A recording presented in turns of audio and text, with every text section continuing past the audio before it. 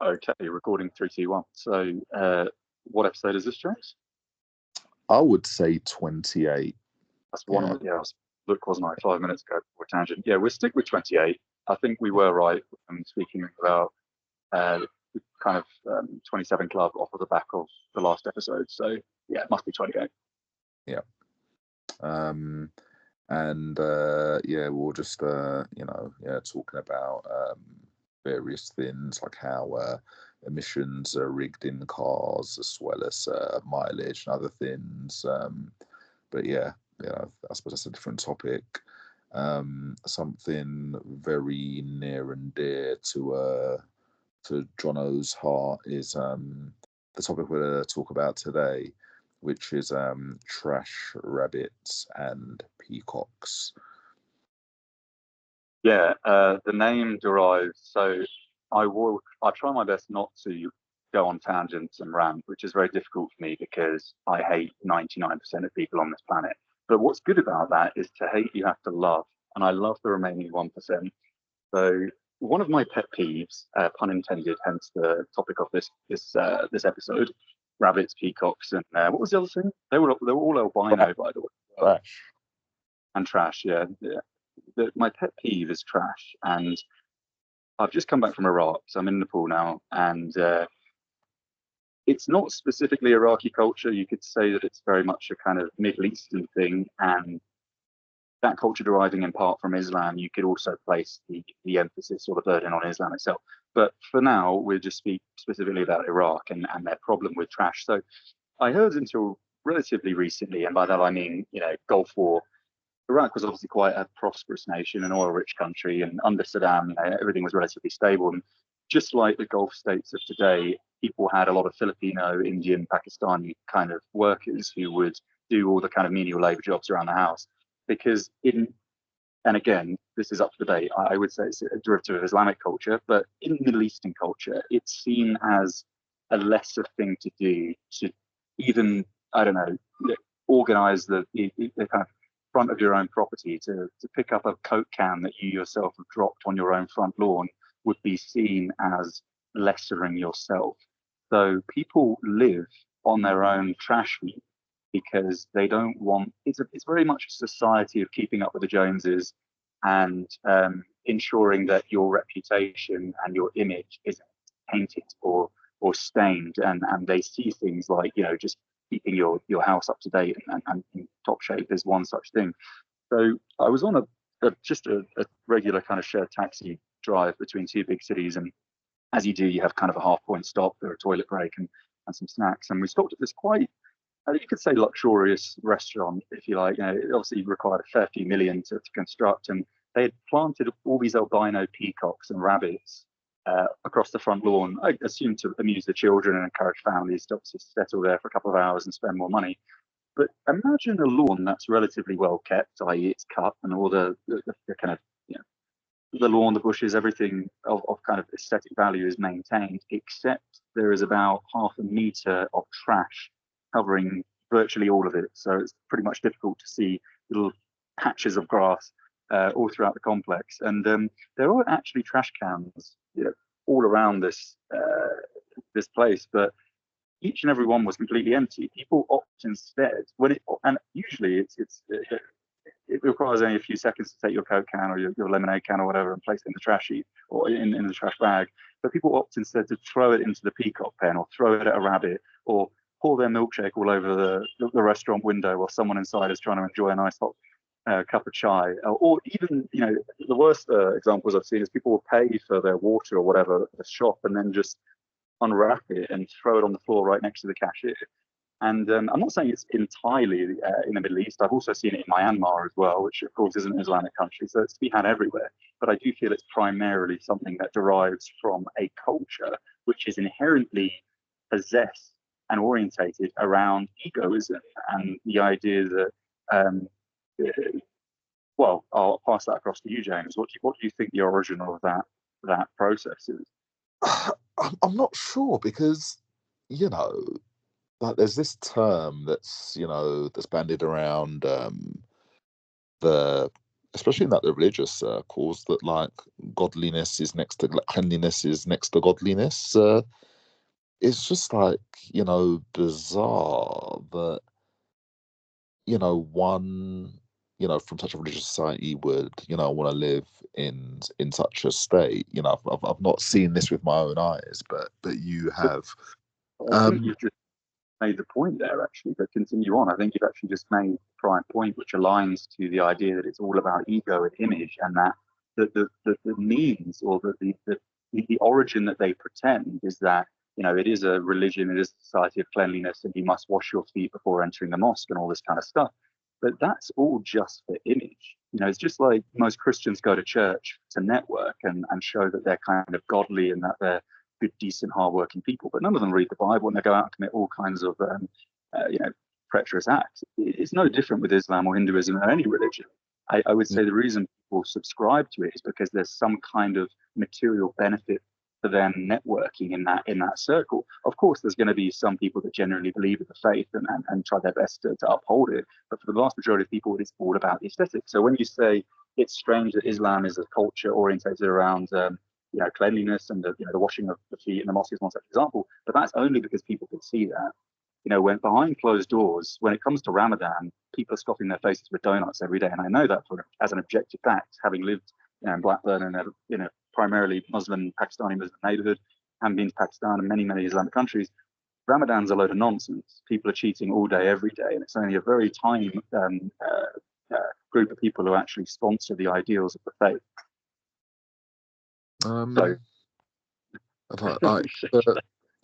for the like, I work in a pretty much is Islamic borough, and I have lots of Islamic colleagues, and as a result, the borough that I work for don't actually hold official kind of Christmas parties. It's kind of like there's like interdepartmental kind of like private arranged functions, but it's quite interesting that a lot of things on things that are kind of seen as like a national celebration aren't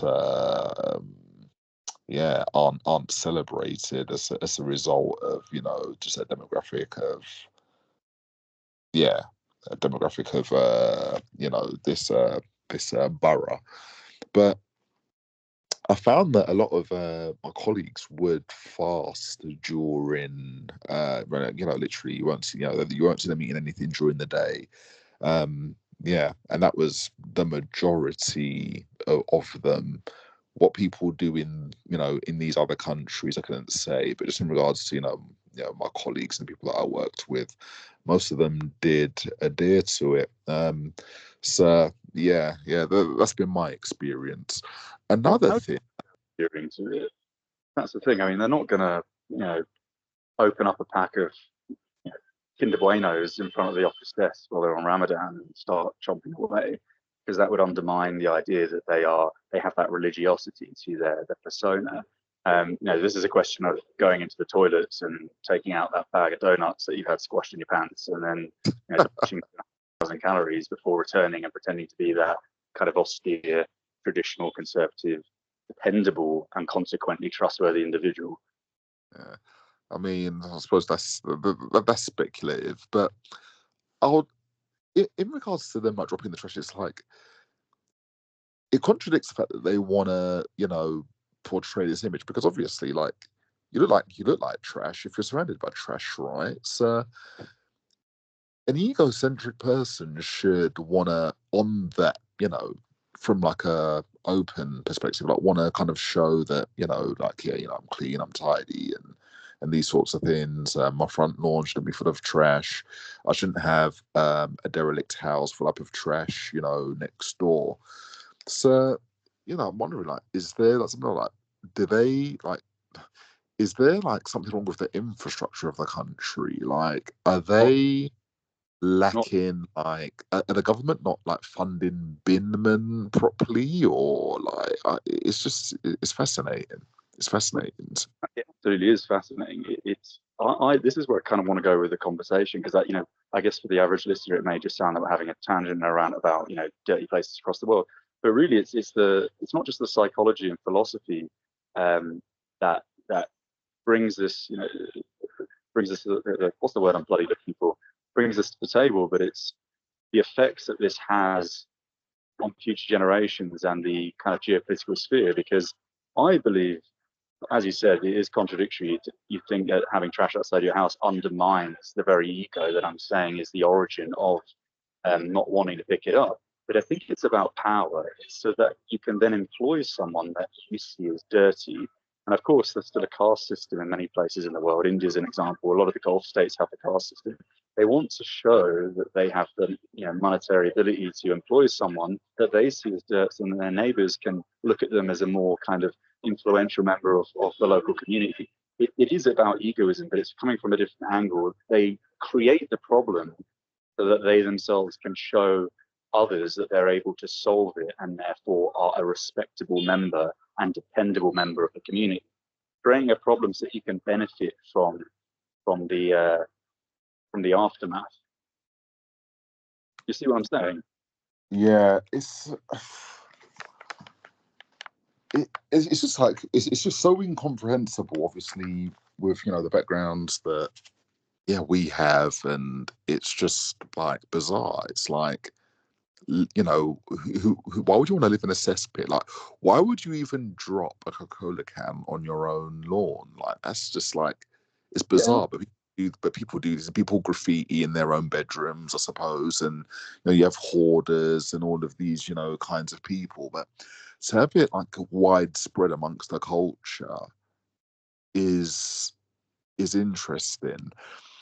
And in regards to it being, be,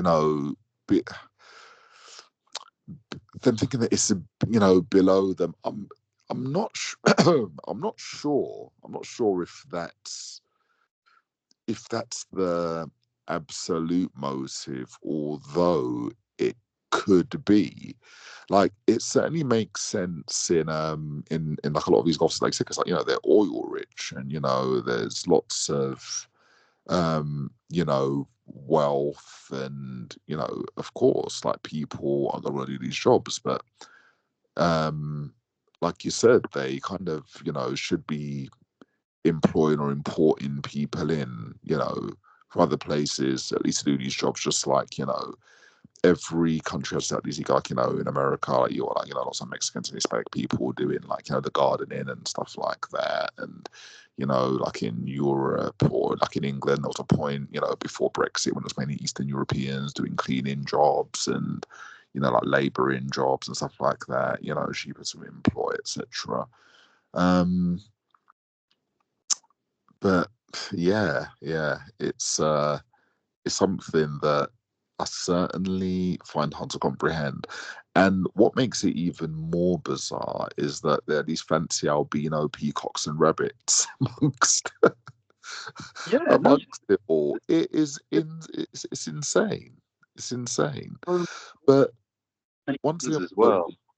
but was it like this during and pre-Saddam, or is this just post-Saddam? Like, it just makes you wonder, has it always been like this? I would think it probably hasn't. I know. I asked. They said that it used to be slightly better because the average person had more wealth, and therefore the average person employed a servant, if you like, until very recently. You import a Filipino or someone from South or Central Asia to do these tasks. But obviously, since the Gulf War, the invasion of Iraq by the United States, and then the Shiite ISIS movement, it's been hit so hard that, which isn't an excuse, that now it's even worse than it was before. But it still really doesn't kind of address the question. That being, as we've both said, what kind of mind is unable, and these are people that, are building businesses that are costing millions of dollars. These are people building hotels. Iraq is renowned for having the dirtiest hotels in the world. Baghdad is renowned for having the dirtiest hotels in the world, specifically the city. Iraq as a whole is pretty bad, but Baghdad is supposed to be one of the worst in the world. When you check into hotels, I mean, I sent you a picture, I believe, or a few pictures of one such place that I entered. The lobby was really quite nice, and the places that the staff would sit, that would all be relatively well kept because they're sitting there. That again, it's all about the image. The front desk would be nice, the front of the hotel would be polished. Then you enter the room, and it literally has never been cleaned. And when I mean never, I mean the fridge was alive, living. You saw, I think I sent a picture of the bin, which ironically I think had written on it home sweet home, and it was just caked in years of dirt. And this is the kind of thing that would actually, even in its worst stage after years of neglect, would still take a professional cleaner probably only a few hours to clean up. So just basic maintenance over the course of that hotel's existence, and all hotels, this isn't a singular example, some are worse than others, but all are very bad by global standards. It's just laziness. It's a lazy culture, lazy people. They don't do anything. In Iraq, the average businessman will just sit outside his property, because of course it's all men, and smoke all day, smoke juice all day. And they make their money through, essentially, it's a system of kind of pyramidal corruption, if that's a term, where because families are really big in the Middle East, everybody knows someone. Every middle class person, at least, has somebody that's right at the top. Now, you have to go through many, many chains or many links in the chain to get there, but the money does filter down eventually. So because it's an oil-rich country, everyone has access to oil, to the point where, another example was shared with me, a man built a trout farm and one day noticed all his trout were dead and the water was murky. So he assumed someone was poisoning his fish, a competitor or something. So he went to the police, he hired an engineer, a geologist, and they came along after it was still kind of not fully concluded. And the engineer was like, well, no, you've got oil under your land. It's just literally seeping through the ground into the water. That's how much oil there is in Iraq. And I met an oil engineer in Kurdistan who said Kurdistan, which is still in Iraq, but a semi-autonomous region, will be the last place in the world to run out of oil. But the thing is, because there's so much oil, imagine this, comprehend that your land is completely filled to the brim with millions, if not billions of dollars worth of oil, and you can't profit from it because everybody else has got the exact same boat. And even if you wanted to utilize that oil, the amount that it would cost to build the infrastructure to extract it is cost more than what the oil is worth, because again, it's such a competitive market. Everybody has oil under their land. So the thing is, a smallish clique of people in a relatively large country have captured that. But because it's a kind of tribalistic and they all have such large families, everybody else kind of lives off of that. They all have these bullshit businesses that really don't make any money, and it's more of a pride thing to have something that they can say, they can say, I'm an independent, a self-built man, if you like. But they don't maintain it. These are just essentially puddles of debt that are just, losing money each and every day, irrespective of the fact they're not even maintaining them. So their overheads are relatively low. And it's all based on the fact that some distant relative is in the municipality and is able to extract a couple of $1 million a year, and then it's shared throughout the whole family. And you may ask, why would this extended family member want to share millions of dollars? And this is where it gets really interesting.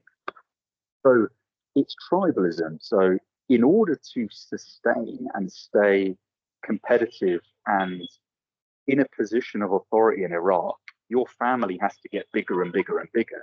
So it's a race to the top in terms of breeding, in terms of the numbers of wives you can get for your sons and the number of influential husbands you can get for your daughters. They want to have more and more children, because the more people that they have, the more positions of authority that they can have. They can insert their family members into local government, influential businesses, key centers of influence in every field of the economic sphere. And therefore they can eventually, the idea is to overwhelm your competitor, whom is another tribalistic family entity who is striving to do the exact same thing. And that's precisely why they actually share their wealth. I hope that recorded. Yeah, it definitely recorded. Let me turn that down. Right. Okay. That was a very. You can talk forever now. I apologize. Yeah, no.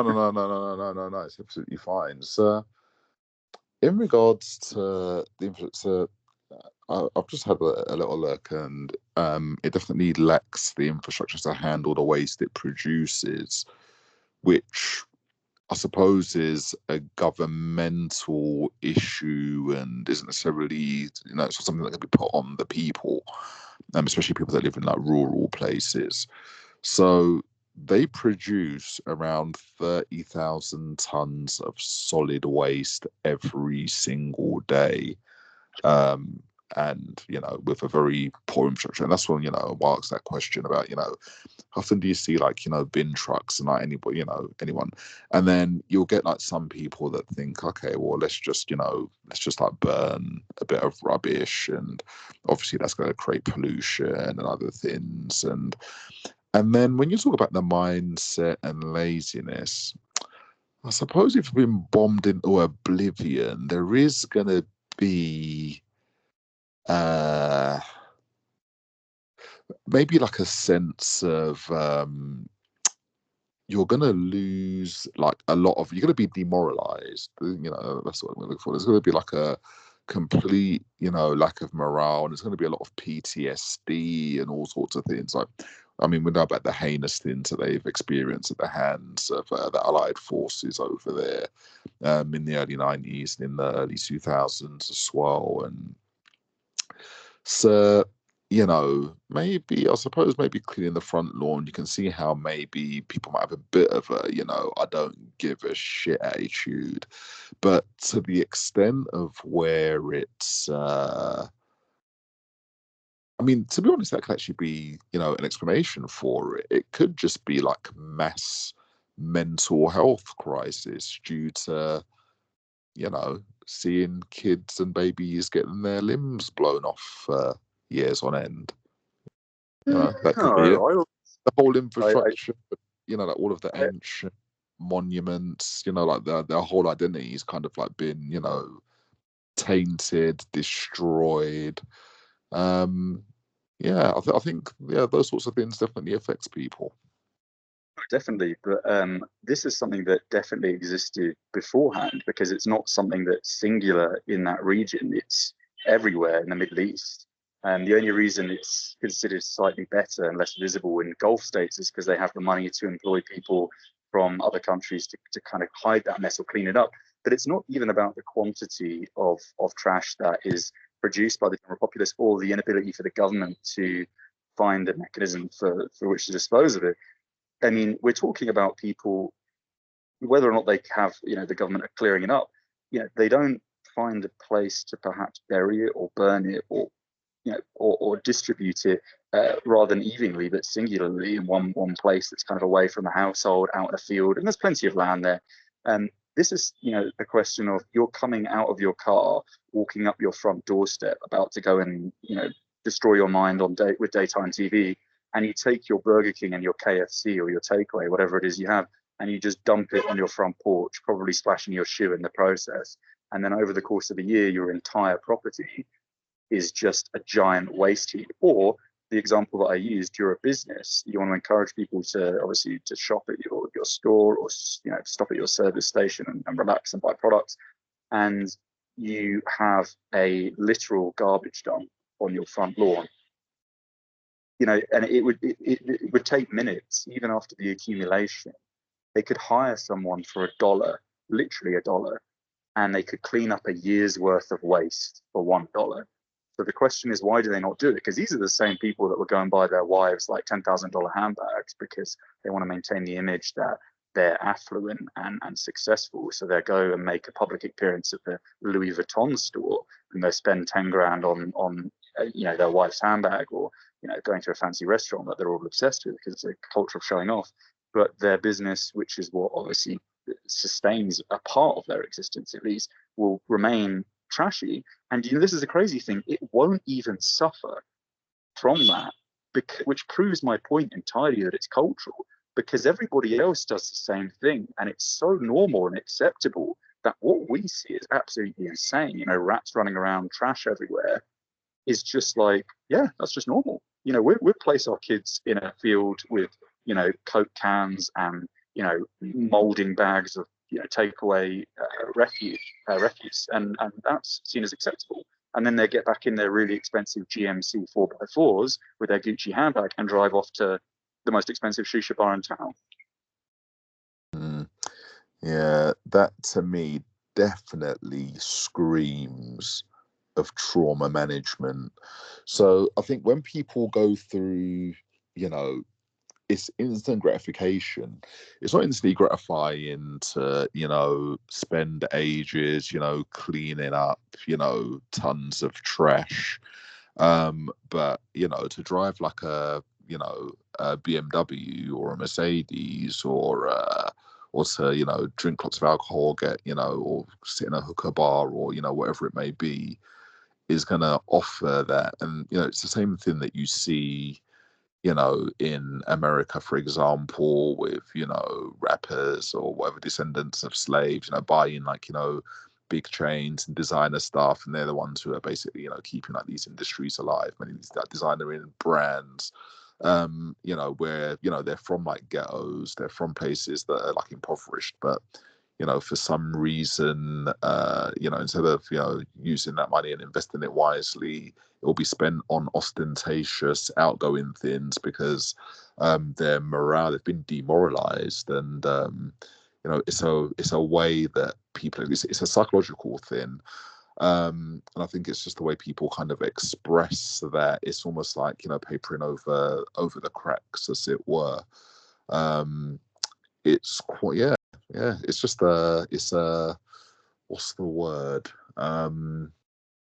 It's like a band-aid. It's like a psychological band-aid. And people, just like when people are depressed, they don't wash, they don't, they want to sleep or they don't want to do anything. They're just like demoralized. So I suppose having your country bombed to oblivion very recently could have that effect. Plus, Well, I wanted. plus Go it ahead, sorry. plus lacking the infrastructure to clean up the amount of waste produced, which is like quite monumental, 30,000 tons, and apparently about 60% of that's plastic as well, which obviously we know isn't biodegradable. So yeah, it's there are a lot of things.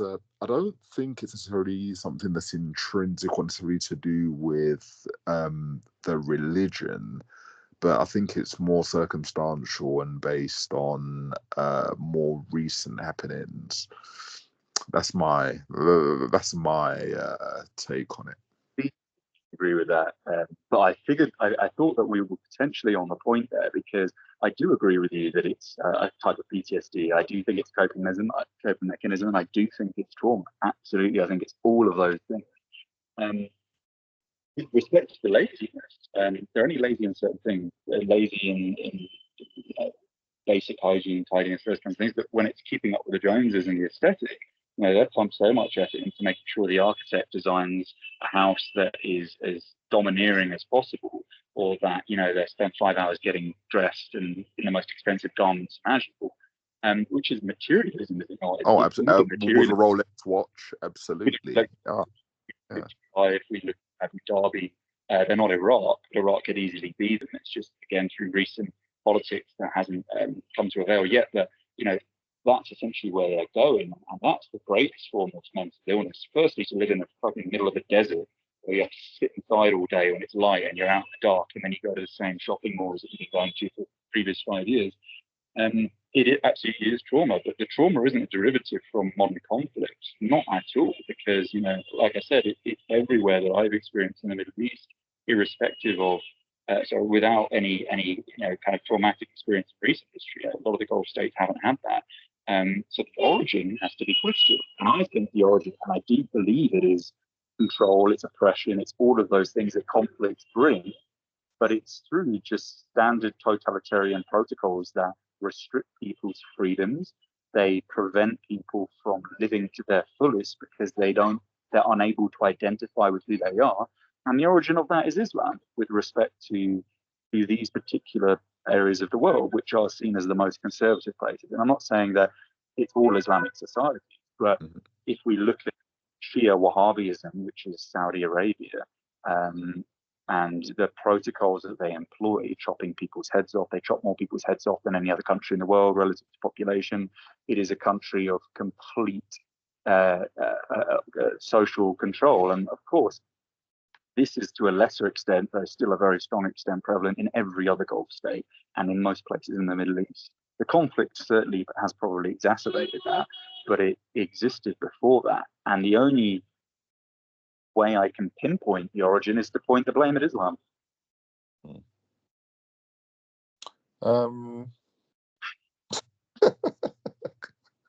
Or, sorry, let me retract that, not just because YouTube might have a problem with it, but I would point the finger at religion and say that in this region, Islam is responsible because that is the main religion there.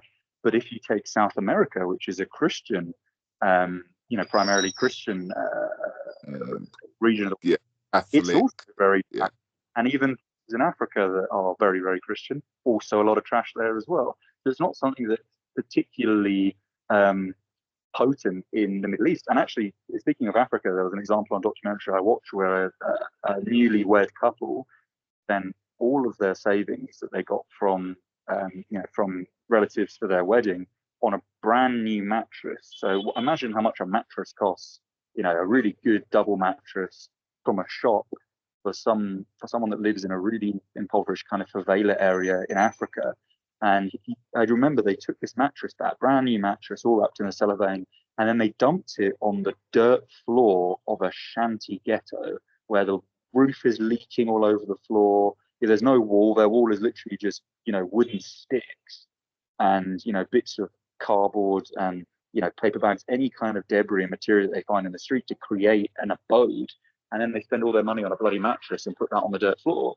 And I've seen that personally in South Africa as well. I went to the biggest township in South Africa called Khayelitsha, and the guy that was showing us around as a community welfare officer had a brand new gold iPhone. And this was in 2013.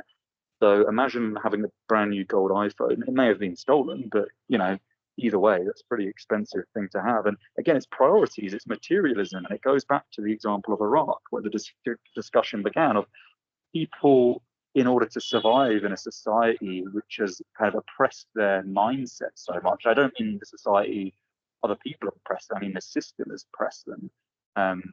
They have to counter that, have to make up for that with some form of enjoyment. It's almost a way to retain a level of pride, right? To have something that, so you can stay successful, whether it's a nice car, whether it's a nice watch. You gave the example of the Rolex. That's basically what it is. Because as far as I understand, in a lot of these Middle Eastern households, all of the money is on the front of a building. So yes, there's trash outside, which is, I guess how the discussion started. But of course, the building itself will be beautiful. It will have gilded gold fences, and they have that nice car, which is on probably on a credit card and is carrying vast amounts of interest. But when you go into the house, it's just a shell, nothing in there, absolutely nothing in there. I wouldn't say that there's a direct correlation between religion and trash.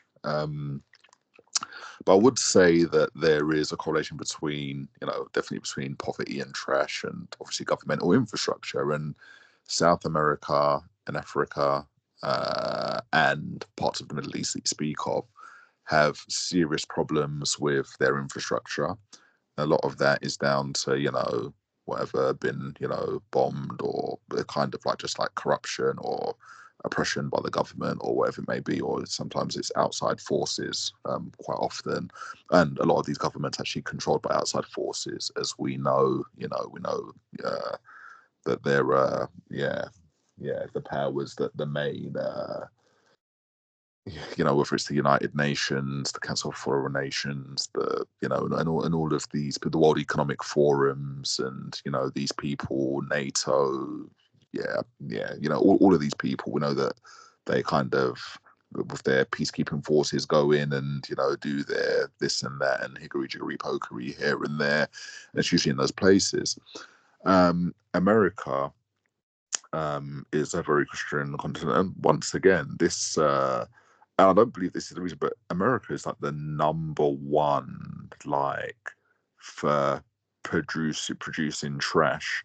And I think you're aware of this as well. A lot of trash actually gets shipped over to Africa and these places to go in landfills over there. And you say it's landfills, it's more like land mountains because they're not in a hole. It's piles of it that's shipped over from over there. And then, you'll get like kids, using their, I suppose, their innovation to kind of get little bits of tin, like you said, to, produce various things, from it. So, I wouldn't say necessarily that it's, like it's the religion that causes these things, but I think the correlation is that in places where there's a lack of hope, there's going to be people who are going to invest in lots of things like religion. Where there's lack of education, people are going to invest in things like religion, and because things like that give them hope. And then on top of that, they're gonna, these outward showings of, look, I've got a Man United top, I've got a pair of Nike trainers, I've got an Adidas hat. I've got a Rolex, I've got a gold iPhone, and all of these things are just ways to kind of, show some kind of pride because their existence is so fucking desolate compared to, the one that even the most a low grade working class person, in the West is experiencing. That they need to find comfort in these sorts of things. It's it really is it really is like a sorry state of affairs, but I'm still like disgusted and shocked by the fact that in somewhere like Iraq, that people just like chuck things in their front garden. That's just absolutely crazy, the place that they live. But I suppose once again, education. You have like, you know, examples of that. Obviously, you've got people that, there's lots of fly tipping in lots of working class areas in, the United States, Australia, England. People fly tip. Lots of council estates where people, spit on the floor and piss in their own flats that they live in, and people graffiti on their own walls. Of course, it happens here. I think the difference is that we have an infrastructure, we have like fairly good resources and these things called councils, and they've all got binmen. Even in the poorest place, there's like a binman that will come at least once a week, and and the council will pay people to go around with litter pickers and do stuff, and the infrastructure doesn't exist in other places, and it's probably by design. It's got to be by design, isn't it? Because it's just like these are basic things, and it's not always been like that. I don't think for mental. So you gave the example of we do have the infrastructure to solve kind of fly tipping and public trash issues because people go around and they pick it, but it shouldn't be there to be picked up in the first place.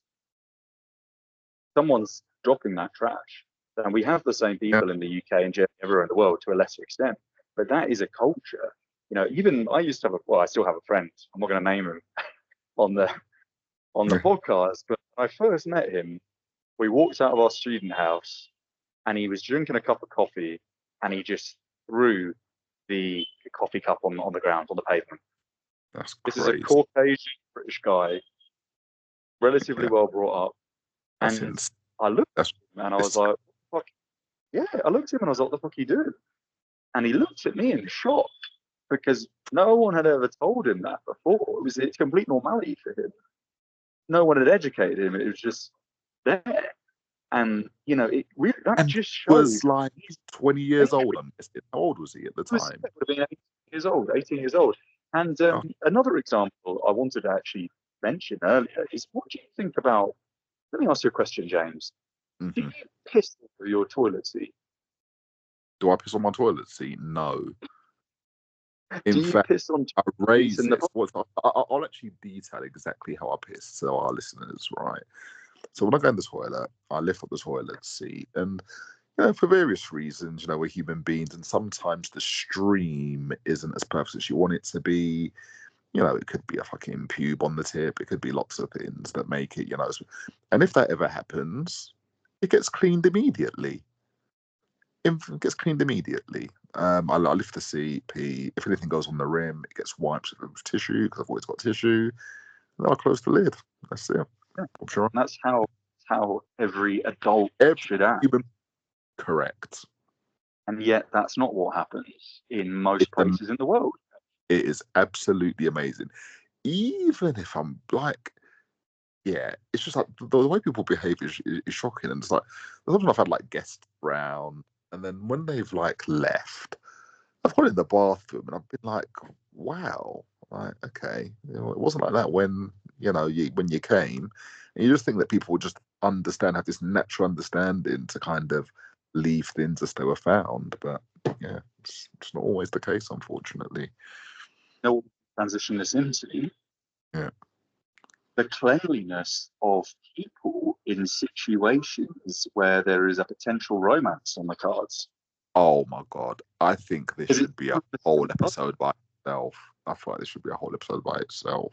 But right, well, we can actually, that's a good time. We can break it and intrigue our audience with episode 29 yeah, on the etiquette and what should be logical protocols when it comes to, bringing a potential partner back to the home. yeah, and just like personal hygiene in society, I think, because there's definitely like a whole thing around that. And obviously, one of the most important aspects of that is the aforementioned, bringing somebody around or just like being involved with somebody intimately and that kind of stuff. Absolutely. Great cliffhanger. Perfect. Well, I hope the audience enjoyed that tangent.